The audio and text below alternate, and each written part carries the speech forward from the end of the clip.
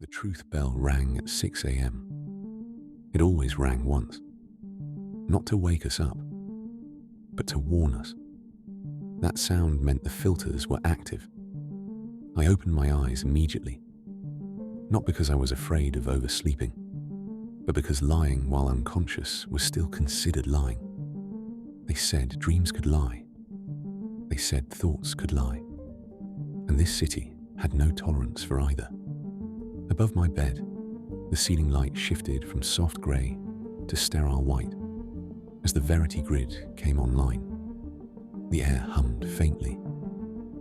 Microsensors calibrated. Vocal analyzers synchronized with neural implants buried just behind the ear. From this moment on, every word spoken would be evaluated. Not for tone, not for intent, but for truth. The law of truth was simple. You were allowed to speak only what you believed to be true, not what felt true, not what was polite, not what protected someone else, only what your mind recognized as factual honesty in that exact moment. If your words and your belief didn't align, the system would know. It always did. At first, people celebrated. No lies, no manipulation, no deception. They called it the age of clarity. They believed truth would heal us. They were wrong. Breakfast used to be comforting. Now it was procedural. I sat at the kitchen table, across from my wife, Mara. She stirred her tea without looking at me. The silence between us felt heavier than words. "Did you sleep well?" she asked. The question hovered in the air, waiting to be judged. I opened my mouth and froze, because the truth was complicated. I hadn't slept well, but I hadn't slept terribly either. And saying fine would be a lie. Saying bad would also be a lie. I slept inconsistently, I said carefully. The ceiling light flickered green. Approved. Mara nodded. Then she asked the question that had ended more marriages than betrayal ever did. "Do you still love me?" The room went still. I loved her, but not the way I used to, and not the way she deserved. I loved the version of us that existed before the law, I said. The light hesitated, then turned green. Mara swallowed. She didn't answer. She didn't have to. They said lies were the root of all violence, that wars began with false stories, that corruption thrived on deception. They promised that removing lies would remove suffering. So they built the Verity Grid, a network of neural monitors, vocal analyzers, and predictive cognition models designed to detect divergence between belief and speech. If you lied, the system didn't punish you immediately. First, it warned you. Second, it silenced you.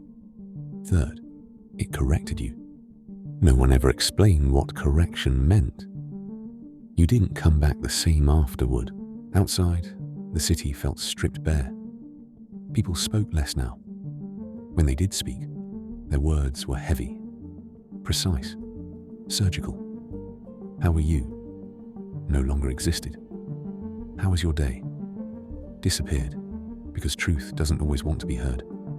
On the train, a child asked her mother, "Am I annoying?" The mother closed her eyes. "I experience mental fatigue when you speak continuously," she said. Green light. The child nodded slowly and turned toward the window. No one looked surprised. I worked as a truth auditor. Another irony. My job was to review flagged conversations where the system detected emotional collapse despite factual honesty. People who weren't lying, but were breaking anyway. We weren't allowed to intervene, only to observe, to document, to learn.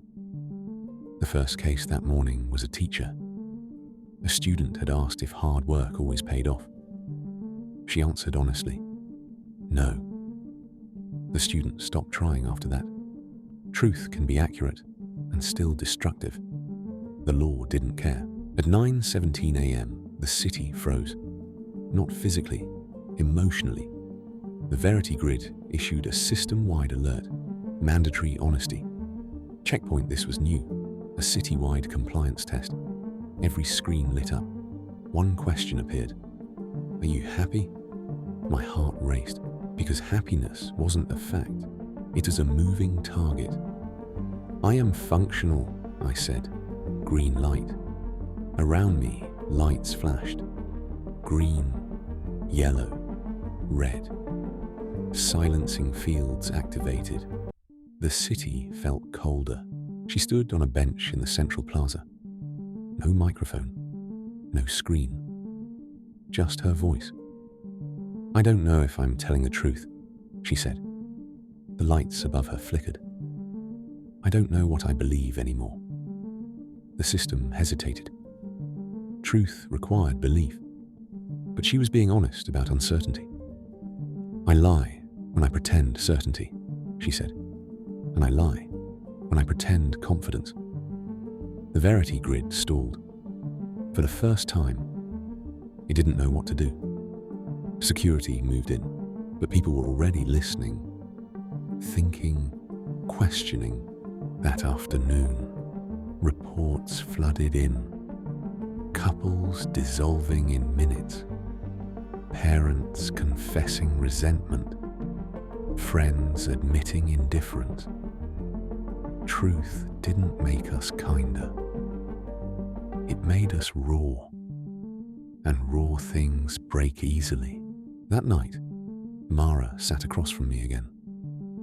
Do you regret marrying me? She asked. I closed my eyes. I regret not being braver before the law, I said. Green light. I regret staying silent when lying was still allowed, she whispered. Green. Two people bound by truth and separated by it. At 11:03 p.m., the Verity Grid went offline. No warning, no announcement. The city went quiet. Mara looked at me. Tell me something, she said. Anything. I hesitated. Then I said it. We'll be okay. It wasn't true, but it was kind. No alarm, no correction. She smiled through tears. When the grid came back online, it carried an update. Contextual truth. Filter enabled. The system had learned what we forgot. That truth without compassion is cruelty. Honesty without empathy is violence. The most dangerous lie is believing truth never needs kindness.